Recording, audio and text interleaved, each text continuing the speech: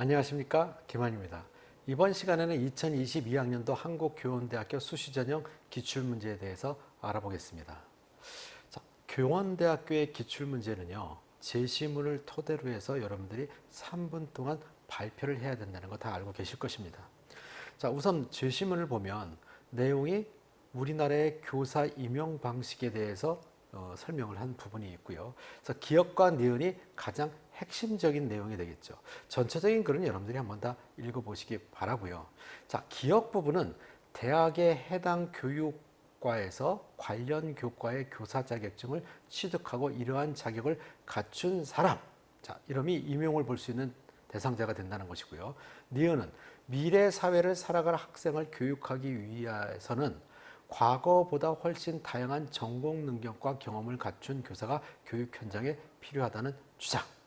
그러니까 자격증이 없다 하더라도 그 어떤 분야의 전문성을 갖추고 있다면 이런 사람들에게도 교사에 임용할 수 있는 자격을 줘야 된다라는 부분이 될 수 있겠죠. 자, 그렇다면 이 제시문을 토대로 문제 1번을 확인해 볼까요? 관련 교육 전공자 이외에 다양한 전문가에게 교직을 개방해야 한다는 주장에 대해서 면접 대상 학생의 입장을 찬성이나 반대를 분명히 밝히고, 자, 그렇게 생각한 이유에 대한 근거를 들어서 설명해 보자라고 되어 있어요. 자, 그럼 수험생 입장에서는 이 부분을 찬성할 것이냐 반대할 것이냐, 정답은 없습니다. 찬성을 한다면 어떤 부분에 있어서 근거를 들어서 찬성을 할 것인지, 반대한다면 어떤 부분에 근거를 들어서 반대를 할 것인지를 논리적으로 답변하는 것이 상당히 중요하다는 것입니다. 자, 만약에 찬성을 하게 된다면 이렇게 얘기할 수 있겠죠. 자, 미래 사회에 있어서는 단지 하나의 과목에 대해서만 아이들이 배우는 게 아니라 다양한 과목에 대해서 배울 때 교사의 입장에서 하나의 과목만 가르치지 않고 또 여러 가지의 과목을 가르칠 수 있는 능력을 필요로 할 수도 있을 것입니다. 물론 학생의 입장에서는 더 중요하죠. 지금까지 과거에 배웠던 과목 외에 미래의 교육의 방향성은 융합교육이기 때문에 융합교육에 관련된 전문가들을 교사로 임용을 한다면 그들이 미래의 교육에 대한 훨씬 더 다양한 교육을 시킬 수 있다는 부분에서 찬성할 수 있겠죠. 자, 반대하는 입장에서 우리가 한번 생각을 해 본다면요. 자, 기존의 과목들도 아이들이 소화하기가 너무 어려운 상태에 있지만 거기에 또 다른 전문성을 갖춘 교사들이 임용이 돼서 또 다른 과목들에까지도 공부를 하게 된다면 혼선을 빚어줄 수도 있다는 것이 단점이 될 수도 있기 때문에 반대할 수도 있겠죠.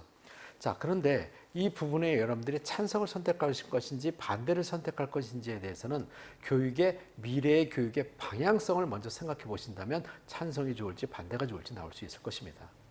자, 미래 교육의 방향성 2022 교육 개정안을 우리가 생각해 본다면요. 거기에서 주어지는 것들은 우리가 우선 포용성을 갖춰야 된다.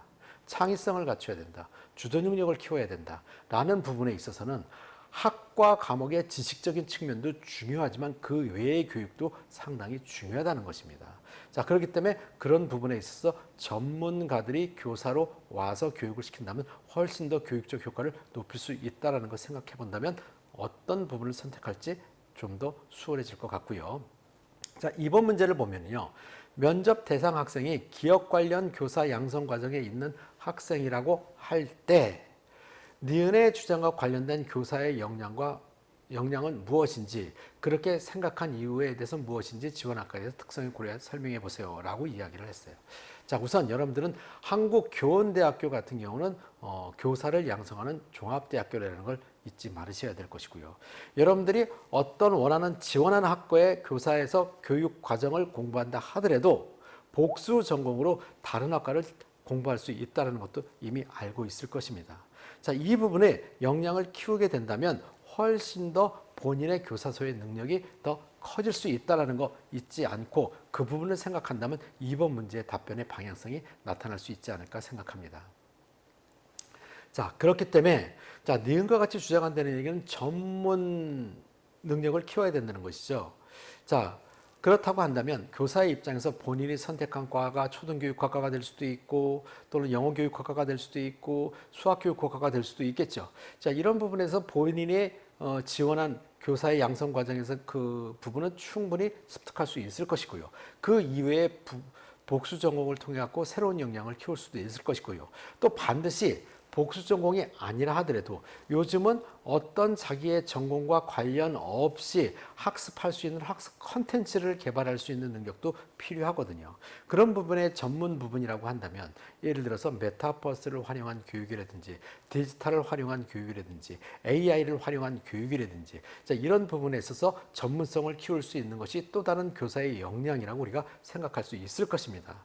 자, 이런 부분까지도 여러분들이 생각해 본다면 2번 문제에 대한 답변이 그렇게 어렵지는 않을 것입니다. 물론 마지막에 나와 있는 지원한 학과의 특성을 고려해야라는 말이 있는데 이 부분은 여러분들이 전공하고자 하는 학과에 대해서 특성에 대해서는 이미 많이 생각을 해 보았을 것입니다. 그래서 그것을 토대로 해서 답변을 준비를 한다면 큰 어려움은 없을 것입니다. 자, 그래서 한국교원대학교 면접을 준비할 때 여러분들이 조심해야 될 부분은요. 자, 질문 자체가 두 문제이고 두 문제도 그렇게 짧게 제시할 수 있는 것은 아닌데도 불구하고 전체를 3분 안에 이야기해야 된다는 것입니다. 그럼 한 문제에 1분 30초 정도 이야기를 하다 보면 1분 30초를 넘길 수 있다는 거 잊지 말으시고요. 자, 그래서 논리적으로 답변할 수 있는 것을 키우기 위해서 5단 구성으로 답변을 하든지 아니면 개조식으로 답변을 하든지에 대해서 자신만의 답변 방법에 대한 것을 미리 준비하는 것이 매우 중요하다는 거 잊지 말으시기 바랍니다. 이 밖에 교육대학교 면접에 대해서 궁금한 점이 있다면 교대입시연구소나 기망컨설팅 홈페이지에서 확인하시면 도움이 될 것 같고요.